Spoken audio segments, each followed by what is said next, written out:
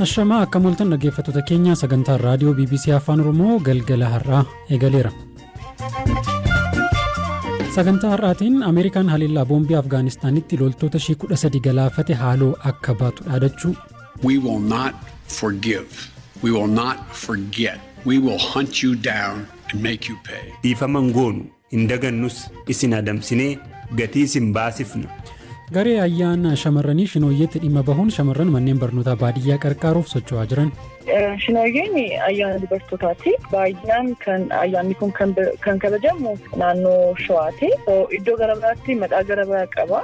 Kora mana maree nageenya dhaabbata biyyoota gamtoomanii kaleessa irratti gabaasaaf yaada ogeessaa ni dhageessu. Oduu gaggabaaboos harkaan qabaa aan beekaa toomaati. Manni maree nageenyaa dhaabbata biyyoota gamtoomanii waraana Tigraay irratti kaleessa hagayya 26 bara 2021 mari'ateera. Dhaabbatichatti ergamaa addaa Itoophiyaa kataan ambaasaadar Taayyee Asqasillaasee dhukaasa dhaabuu gamtokkee mootummaan Itoophiyaa nagaa buusuuf labse TPLF akka fudhatu dhiibbaan godhamuu qaba jedhan. Miseensonni mana marichaa gareewwan lamaan dhukaasa dhaabuun gara mariitti deebi'uu akka qaban hubachiisaniiru.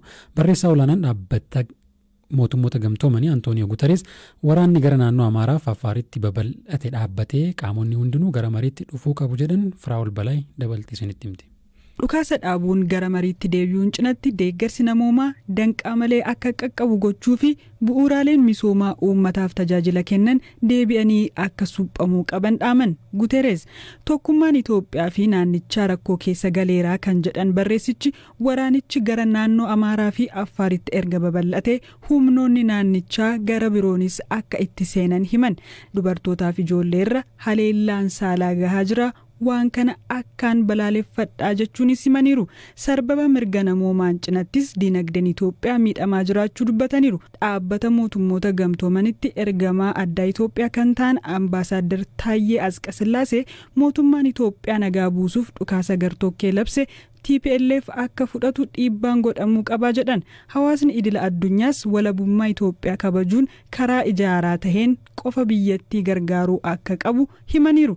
Bu'uuraalee misoomaa akka ibsaa fi bilbilaa ilaalchisee tajaajila eegaluu kan danda'an nagaa fi seerri yoo kabajame qofadha jedhan. Walgahicha irratti haalicha ukukkubsuu fi hiika siyaasaa itti kennuun ejjennoo mootummaa Itoophiyaa kan hin jijjiirre ta'us himan. Biyyoonni miseensaa mana maree kanaa kanneen akka Ameerikaa, Indiyaa, Keeniyaa, Chaayinaa fi Raashiyaan gareewwan lamaan dhukaasa dhaabanii mariitti akka deebi'an deeggarsi namoomaa warreen miidhamaniif keessumaa dubartootaaf daa'immaniif akka qaqqabuuf karaan akka banamu gaafataniiru. Kana malees qoqqobbii Itoophiyaa irra kaa'ame kan balaaleffatanis jiru. Eeritiraan waraana Itoophiyaa keessatti mudate itti caalchisuu keessatti qooda olaanaa qabaachuu kan himan bakka bu'aan Ameerikaa waliigaltee dhukaasa dhaabuu gochuuf danqaa ta'uu himaniiru. Sarbama mirga namoomaa raawwachuun kan himatan bakka bu'ichi gidduu kana Itamaajoor Shumii waraana Eertiraa irratti qoqqobbii Ameerikaan dabarsite yaadachiisanii ammas osoo tarkaanfii biraan hin fudhatamin ariitiin loltoota ishee Itoophiyaa keessaa akka baasuu qabdu himan. Keeniyaa bakka bu'uun yaada kan dhiyeessan immoo waliigalteedhaaf daandiin akka banamuuf manni maree biyyattii TPLF shororkeessaadha jechuun murtee kaa'ee akka kaasuu fi qaamoleen hundi waliigalteef akka eeyyamamoo ta'an gaafataniiru. Yaada Indiyaa kan dhiyeessan ammoo rakkoo Itoophiyaatti mudate hiikuuf Itoophiyaa matuma isheen kan gaggeeffamuu fi heera mootummaa keessatti karaa hammatameen nageenyaa fi tasgabbii itti fufinsa qabu fiduuf wal amanuu araaraa fi marii gaggeessuun jiraachuu akka qabu himaniiru. Bakka buutonni Raashiyaa fi Chaayinaa gargaarsi alaa taasifamu heera Itoophiyaa fi walabummaa siyaasaa karaa eegeen kennamuu qabaa jedhan. Qoqqobbii Itoophiyaa irra kaa'ames balaaleffachuun rakkoo hammeessa malee hin furus jedhaniiru. Manni maree nageenyaa dhaabbata biyyoota gamtoomanii dhimma waraana Tigraay irratti irra deddeebiin mari'ateera. Mariin amma duraa manni marichaa godhe dhiibbaa akkamii uume ammoo maaliif yaada murtii irra gahuun dadhabame? Xiinxalaa siyaasaa fi dhimma nageenyaa gaanfa Afrikaaf jiddugaleessa bahaa kataan Abdurrahiim Saayid Abu Hashim kana jedhu.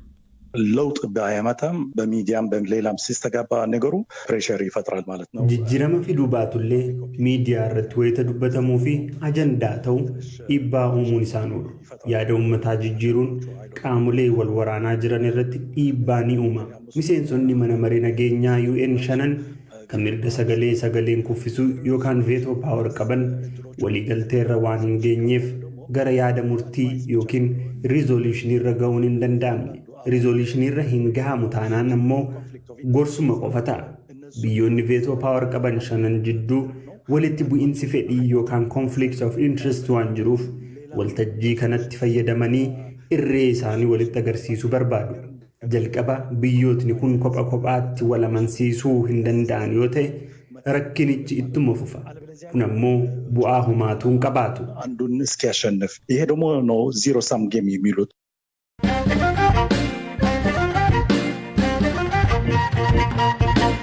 Odeessa nuti waytan ce'u haleellaa boombii kaleessa Kaabul Afgaanistaan keessatti raawwateen lakkoofsi namoota du'anii 90 yoo gahu isaan keessaa 13 loltoota Ameerikaati. Namoonni 150 ta'an haleellaa boombii kanaan miidhamaniiru. Gareen ISK jedhamu haleellaa kanaaf itti gaafatamummaa fudhateera. Pireezidantiin Ameerikaa Joo Baayiden haleellaan kun namoota Afgaanistaan keessaa baasuurraa boodatti nun deebisu warra haleellaa kana raawwatanis haaloo ni baanaa jedhaniiru. Firaa'ol Balee. We will not forgive. We will not forget. We will hunt you down and make you pay. Dhiifama goonu hin dagannus isin adamsinee gatii isin baasifna. Haleellaa boombii kaleessa Afgaanistaan Kaabul keessatti raawwate booda Pireezidaant Joo Baayiden kan jedhan ture kan dhageessan. Haleellaan boombii gurguddaan lama dhiyeenya buufata xiyyaaraa idil addunyaa Hamid Karzaayitti qaqqabeen namoota ajjeefaman 90 keessaa 13 loltoota Ameerikaati. Ameerikaan sababa haleellaa kanaatiin lammiilee ishee fi lammiilee Afgaan Ameerikaa waliin hojjetaa turan Afgaanistaan keessaa baasuu adda hin kuttu jedhan Pireezidaant Baayiden. Ammoo kanneen haleellaa kana raawwatan akka haaloo bahanis dubbataniiru. We will not let them stop our mission. We will continue the evacuation.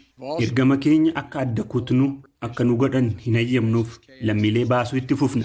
Hoggantootaa fi buufataalee garee ISK irratti tarkaanfii fudhachuuf karoora akka baasan ajajoota koof dirqama kenneera. Yeroo fi bakka filannetti akka nuti filannetti deebii humnaa fi qiyyaafannaa isaa eeggate ni kennina. Wanti isin beekuu qabdan gareen shororkeessaa IS kun hin injifatu. Here's what you need to know. These ISIS terrorists will not win. Haleellaa kana raawwachuu amanuun itti gaafatamummaa kan fudhate gareen ISK yookiin Islamic State ki Khorasan jedhamu damee IS Afgaanistaan keessa socho'udha. Gareen kun jihadistoota Afgaanistaan keessa socho'an hunda caalaa hamaa ta'uutu himama. Amajjii 2015 wayita IS Iraaqii fi Siiriyaa keessatti olaantummaa qabaataa turetti kan hundeeffame garichi hooggansi isaa gamtaa waraana Ameerikaan durfamuun rukutamuun bittinfamee ture.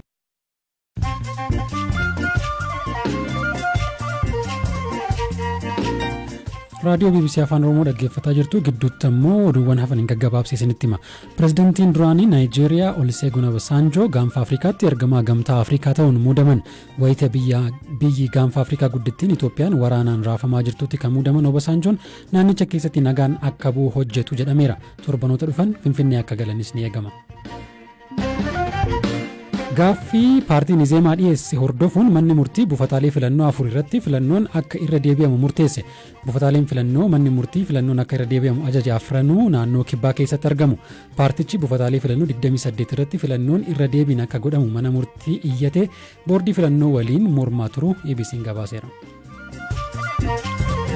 Lammiileen Itoophiyaa 455 har'a Saawudii Arabiyaa irraa gara biyyaa deebi'an. Lammiileen kunneen ka deebi'an Riyaad irraa yoo ta'u 129 daa'imman 326 immoo dubartoota ta'uu ministeerri Haajaa Alaa Itoophiyaa beeksiseera. Manchester United taphataa isaa duraanii Cristiano Ronaldo deebisee mallatteessisuuf Juventus waliin waliigaltee irra gahuu beeksise.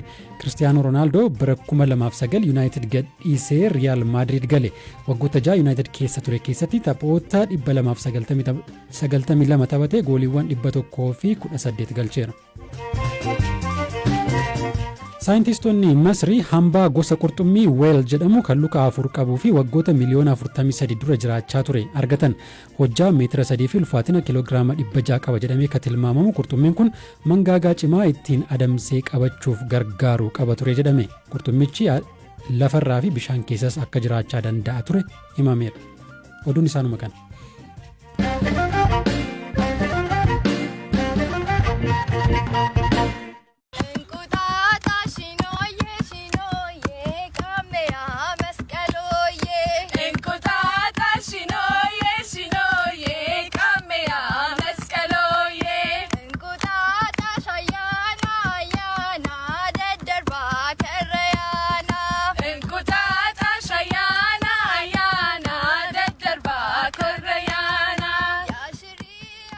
Ganni darbee yeroo biraan bari'uuf jedhu ijoolleen shamarran walitti qabamanii mana ollaa fi firaa dhaquun shinooyyee sirbanii eebba fudhatu.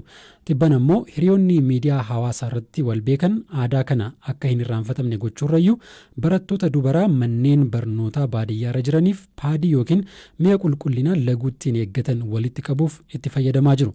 Firaa'ol Balaay qindeessituu garee kanaa Eemii Kabbada dubbifteetti. Shinooyyeen ayyaana dubartootaati.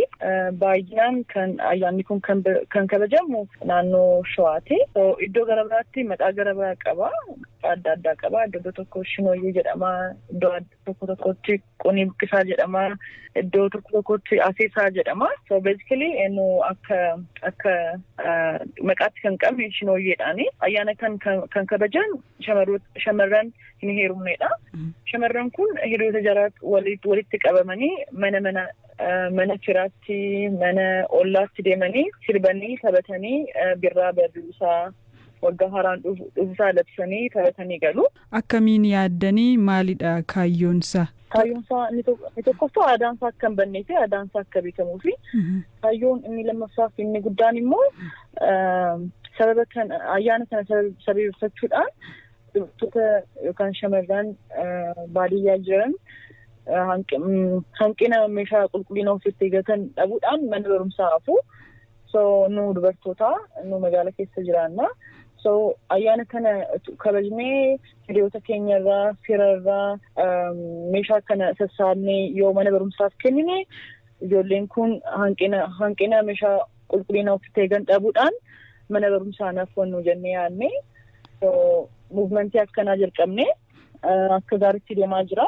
Namoonni baay'ee bilbilanii dooneet gochaa jiru. Tole, kanaaf kan isin walitti sassaabdan qarshiidha moo moodeesima sinii kennu moo akkamittiin walitti sassaabaa jirtu wanta funaantan kana? So amma kan yaadne ijoollee tiimii walitti fidnee ijoollee sooshaal miidiyaa irratti aktiivii ta'anii idduma piriiseetii gooneetti deemanii taphatanii namootarraa in kind qarshii furachaa jirru. In kind furannaa akka qopheessanii nu eeganiif itti himnaa. Gaafa ijoolleen kun deemanii sirbanii taphatan meeshaa moodeesii miiccamuu ta'uu danda'a. Moodeesuma reegulaarii ta'uu danda'a. Isa bitanii qopheessanii nu eegu. Ijoolleen kun sirbanii taphatanii riitarn isa fudhatanii deebi'u jechuudha. Inni lamaffaan immoo sooshaal miidiyaa irratti hiriyoota keenya namni tokko akkasumas nama kudhan irraa kaartoonii tokkos ta'uu danda'a, kaartoonii lamas ta'uu danda'a. Sassaabanii akka nuuf fidaniif akka kaampeenii wayii gochuu barbaanna. Kanas gochuuf qophii xumurreerra.